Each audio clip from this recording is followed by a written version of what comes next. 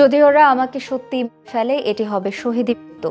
এবার এমনই মন্তব্য করে আবারও আলোচনায় চমক। সোশ্যাল মিডিয়ায় একটি প্রতিবাদী বক্তব্য, আর তাতেই যেন নেমে এসেছে ভয় আর আতঙ্কের ছায়া। মত প্রকাশের মূল্য কি তবে জীবন দিতে হয়? এই প্রশ্নই এখন নাড়া দিচ্ছে শোবিজ অঙ্গন থেকে শুরু করে সাধারণ মানুষের মনে। দেশের জনপ্রিয় অভিনেত্রী রুকায়া জাহান চমক সম্প্রতি তার হুমকির মুখে পড়েছেন বলে অভিযোগ তুলেছেন। শুধু একটি মানবিক অবস্থান নেওয়ার কারণেই তাকে এমন পরিস্থিতির শিকার হতে হচ্ছে, এমনটাই বলছেন তিনি। ঘটনার সূত্রপাত হয় ইনকিলাব মঞ্চের মুখপাত্র শরীফুল ওসমান বিন হাদির ওপর হামলার ঘটনার পর। সেই ঘটনার নিন্দা জানিয়ে এবং তার দ্রুত সুস্থতা কামনা করে চমক নিজের সোশ্যাল মিডিয়ায় একটি প্রতিবাদী পোস্ট দেন। কিন্তু সেই পোস্টের পর থেকেই একটি নির্দিষ্ট ফেসবুক অ্যাকাউন্ট থেকে তাকে লাগাতার হুমকি দেওয়া হচ্ছে বলে অভিযোগ করেন অভিনেত্রী।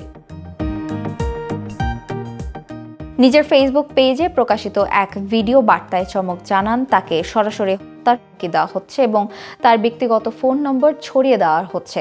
এর ফলে তিনি কয়েকশোবার অচেনা ফোন কল পেয়েছেন, যেখানে নানা ধরনের ভয়ভীতি ও প্রাণের হুমকি দেওয়া হয়েছে। বিষয়টি নিয়ে তিনি গভীর উদ্বেগ প্রকাশ করলেও ভয় না পাওয়ার কথাই জানিয়েছেন স্পষ্ট কণ্ঠে।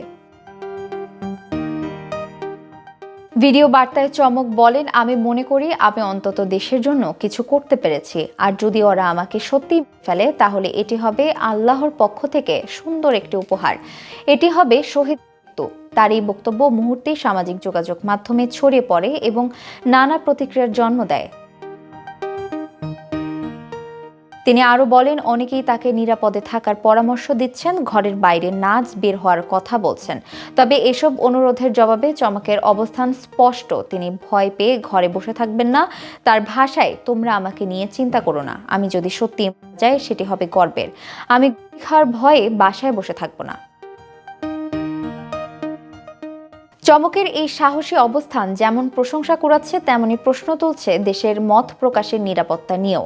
একজন শিল্পী, একজন নাগরিক কেবল নিজের বিবেকের কথা বলার জন্য যদি এভাবে হুমকির মুখে পড়তে হয়, তবে সমাজের জন্য গভীর উদ্বেগের বিষয়।